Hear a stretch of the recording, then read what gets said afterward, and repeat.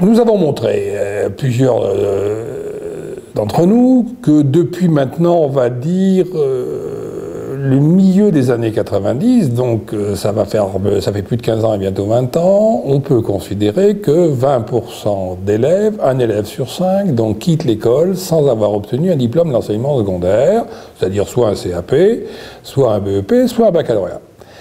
Ceci est considéré aujourd'hui par l'ensemble des pays européens comme caractéristique de l'échec scolaire lourd. La non-obtention d'un diplôme de second cycle d'enseignement secondaire est considérée comme un signe d'échec lourd.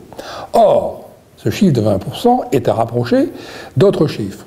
20% d'élèves qui, en fin de troisième, ont redoublé 2 fois, 20% d'élèves qui, à la fin du CM2, sont considérés comme des lecteurs médiocres, 20% d'élèves qui, à la fin du CE1, sont considérés aussi comme n'ayant pas maîtrisé totalement la lecture.